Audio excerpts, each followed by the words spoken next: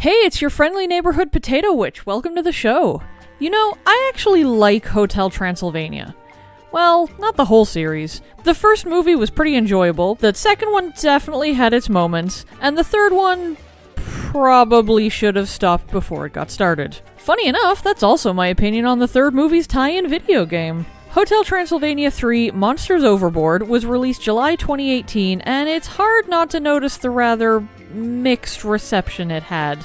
And yeah, okay, I get it. It's a game for kids. It's not going to be super top-notch quality that wins awards or anything. But then you see that just barely over half of the players of the PS4 version beat the tutorial, and you start to maybe see that there are some problems on the horizon.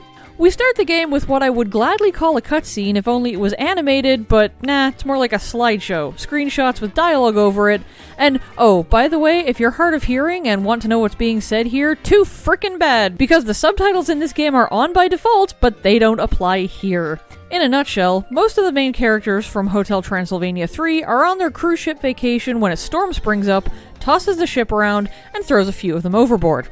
Hence the title of the game. You get to decide whether you want to play as Dracula or Mavis, and from what I can tell, it makes absolutely no difference who you play as. Neither of them have different abilities than the other, they both play exactly the same, so I guess this choice basically comes down to whether you want to play as a man with fangs or a woman with fangs. For all the good the fangs do, anyway. So you wake up on a beach, washed up on the shores of some island, and you have to get back to the cruise ship to make sure your friends and family are okay. Quickly though, you run into the island's inhabitants, these little gremlin-looking things called impas, which can transform, I guess, and take on the attributes of the things they transform into. Since they first encounter vampires, the impas transform into vampire impas, whom Dracula says are very handsome. I don't think I want to question that too deeply. You do get other impa types as you play through the game, such as wolf impas or franken impas, who have their own special abilities and weaknesses. Vampire impas can fly, but are vulnerable to the light that shines from sunstones. Wolf impas can dig, but will get distracted by scent trails left by certain stinky plant enemies. You need to have a decent balance of impa types to progress through the game, since they can each do different things, and sometimes you have to get creative when it comes to solving puzzles using the different types of impas that are available to you. Anyway, Dracula and Mavis get back to the ship, but oh no! Some people are still missing. Now it's up to you to get back to the islands and find broken pieces of a compass, Wayne's missing pups, Frank's missing body parts, and Murray's missing bandages or something. I don't know, I didn't actually play that far in the game because sweet fancy fuck this game is a chore to play. First of all, this game has a metric fuck ton of backtracking. You get plenty more impas in your journey, but you do so by finding imparite stones, which are usually found by destroying rocks or defeating enemies. You have to carry those stones to a nearby impa portal, which then gives you access to more impas. And when you find a couple of imparite stones very near a portal, it's great.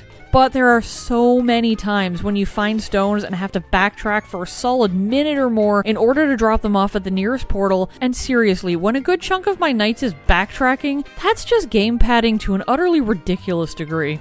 Why can't I just carry them with me until I find a portal further ahead? Well, for two reasons. The first is that Dracula and Mavis can't do a damn thing on their own. You have to rely on your pack of impa minions to do everything for you, from fighting enemies to moving obstacles to carrying imparite stones. Some of the stones only take 2 impas to carry, but others can take more. And you're limited in how many impas you can have with you at any given time. So if you just keep carrying everything with you, you're inevitably going to encounter obstacles or enemies that will make you have to drop the stone so that everyone can attack because apparently vampires are freaking useless and can't do anything. Remember how in the movies Dracula could hypnotize people with his stare? Or how both he and Mavis could turn into bats and fly around? Yeah, because they sure as hell don't remember. Backtracking can at least serve a decent purpose at times, so I will give the game that much. I mentioned that different impa types have different abilities and thus can deal with different obstacles in the environment, meaning that unlocking new types also means you can unlock previously blocked off locations. Most of the time, this will lead you to treasure, which gives your impas extra power or health, extend the length of the night so that you can explore more on that in a moment, or allow you to take more impas with you as you progress. It's actually one of the better implementations in the game and gives you a legitimate reason to go back to areas you'd previously cleared as best you could. Your new abilities might lead you to something that will help you further down the road. That aspect I could definitely appreciate. But back to the bad stuff. The second problem is that you play on a timer. The game has a day-night cycle, or rather a night cycle, because once the sun rises, you're instantly teleported back to the cruise ship somehow so that your vampire self can hide from the sun until the following night. Then you can restart from any Impa portals you happen to find, which probably means having to run back through areas with nothing in them now, just to pick up where you left off where the sun rose before, but that's another matter entirely. Didn't get the Impa right to a portal by sunrise? Too bad, so sad. I mean, you could definitely get more because some enemies respawn, and it's not like the game has a massive lack of them or anything, but it feels like wasted potential at that point. Effort wasted by carrying them all with you, hoping you'd find another Impa portal in time, and then losing them. So, aside from the timer and the constant backtracking, what else is wrong with the game? I mean, aside from the bad jokes that are spouted at every opportunity. Forgotten my login. That crab was coconut. I could really use a hand here. And my legs. So, this is extreme gardening, eh? I wonder if this is a captain's log? Well, how about the fact that the controls are also a piece of crap? I mean, for one thing, you control the aiming reticle with the exact same joystick that you use to move your character. So unless you're really careful, trying to move the reticle around will also result in Dracula or Mavis doing pointless little turns and movements as you try to just target something. You can hold down a trigger button, at least on the PS4 controls, I can't speak to how it's done on other systems, and that makes you enter precise aiming mode, which keeps your character freaking still for a moment while you can aim more easily. But good God, there has got to be a better way of doing this. Like, that is a hill I will die on. There has to be a better way of doing this. How about aiming with the other joystick instead of using that one to turn your camera, and have the camera turning with the shoulder buttons, and have the only useful shoulder button remapped to the triangle button, which apparently makes Dracula uselessly hover sometimes, but only when he flippin' feels like it. This game is not good. Moving on. Okay, you make your impas do things by throwing them, and then you call them back to you so that they'll keep following you.